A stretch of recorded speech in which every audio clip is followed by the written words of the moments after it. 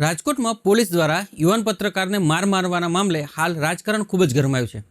કહેવામાં આવી રહ્યું છે કે પોલીસ એટલે કે ડીસીપી જગદીશ બાંગરવાએ યુવાનને માર માર્યો હતો અને એ પણ એક બિલ્ડરના કહેવા ઉપર। એવું પણ સાંભળવામાં આવી રહ્યું છે કે જે બિલ્ડર છે એ અને હર્ષ સંઘવીને અંગત સંબંધો છે અને એના કારણે જ યુવાન પત્રકારને માર મારવામાં આવ્યો છે। તો બીજી તરફ આપના નેતા રાજુભાઈ સોલંકીએ પણ એક ચીમકી ઉચ્ચારી છે।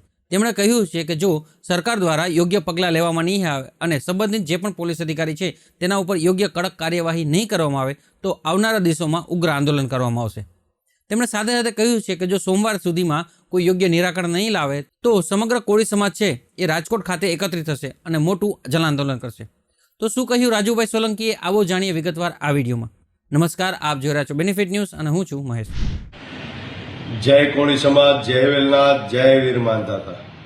મિત્રો, જે રીતે છેલ્લા ઘણા સમયથી ગુજરાતની અંદર કોળી, ઠાકોર અને પછાત સમાજના લોકો ઉપર અન્યાય અને અત્યાચાર થઈ રહ્યો છે, બર્બરતાપૂર્વક પોલીસ દ્વારા જે રીતે બેરહેમીથી ઢોર માર મારવામાં આવી રહ્યો છે, ખોટા કેસો કરવામાં આવી રહ્યો છે, જે રીતે બગદાણા હોય, આણંદ હોય અને ત્યાર પછી હમણાં તાજેતરમાં રાજકોટની અંદર સુરેશભાઈ કરીને ઠાકોર સમાજના પત્રકાર યુવાનને જે રીતે બેરહેમીથી પોલીસ સ્ટેશનમાં લાવી અને ઢોર માર મારવામાં આવ્યો।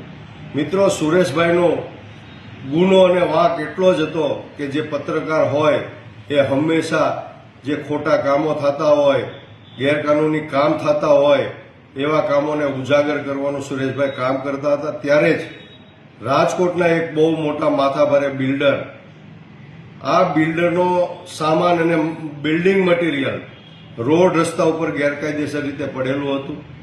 આ મટીરિયલનો શૂટિંગ કરી વિડીયો બનાવી આ સુરેશભાઈએ વાયરલ કર્યો। કોણ જાણે આ બિલ્ડરે આ કામ સુરેશભાઈને ધમકાવવાનું, દબાવવાનું અને મારવાનું આ કામ ડીસીપી જગદીશ બાંગરવા નામના ડીસીપીને સોંપ્યું। જગદીશ બાંગરવા ડીસીપીએ આ સુરેશભાઈને દબોચી અને લોકઅપમાં લઈ જઈ અને જે આતંકવાદીઓને ન મારી શકાય, જે રીઢા ગુનેગારોને મારવામાં ન આવે એ પ્રમાણે એને ખૂબ ઢોર માર મારવામાં આવ્યો।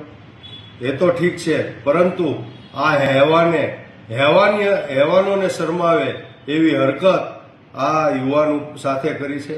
આ યુવાનને દોરડા વડે, લાકડા વડે બાંધી અને ઊંધા માથે ટીંગાડી અને એના ગુપ્તાંગમાં, એના પ્રાઇવેટ પાર્ટની અંદર પેટ્રોલ નાખવામાં આવ્યું।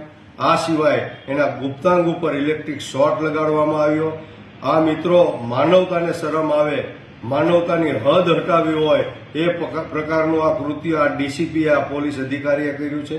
ત્યારે આ એક તપાસનો વિષય છે કે આ ડીસીપી જગદીશ બાંગરવા છે એણે આ કૃત્ય છે એ કોના ઈશારે કર્યું।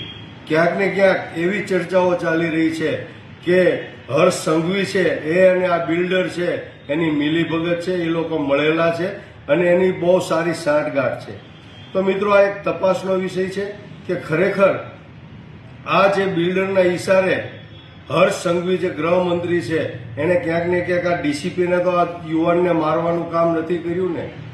તો મિત્રો, મેં કાલે જ આ યુવાનની મુલાકાત કરી, ખૂબ જ વેદના સાથે, પીડા સાથે, ભયભીત થઈ અને એણે મને જણાવ્યું કે રાજુભાઈ, મારા ઉપર અહીં જીવનું જોખમ છે, અહીં હું સલામત નથી અને અવારનવાર અજાણ્યા માણસો મને આવીને અહીંયા ટોર્ચર કરે છે, ધમકીઓ આપે છે, મારી નાખવાની ધમકીઓ આપે છે। ત્યારે મારે આજે રાજકોટના પોલીસ કમિશનરને કહેવું છે કે ખરેખર આ દેશની અંદર, ગુજરાતની અંદર કાયદો અને વ્યવસ્થા બિહાર અને યુપી કરતાં પણ બદતર થઈ ગઈ છે। ત્યારે ખરેખર આ યુવાનને, પછાત સમાજના, કોળી સમાજના યુવાનને ન્યાય મળે, એના પરિવારને ન્યાય મળે અને આ હેવાનના વેશની અંદર, આ ખાખી વર્દીના વેશની અંદર આ હેવાનને તાત્કાલિક આની તપાસ કરી અને જો એ ગુનેગાર ઠરે તો એને તાત્કાલિક નોકરીમાંથી, ફરજમાંથી એને ડિસમિસ કરવો અને આ હેવાન ઉપર કાયદાકીય કાર્યવાહી કરવી અને એની ઉપર એફઆઈઆર અને ગુના દાખલ કરી અને એને જેલ ભેગો કરવો।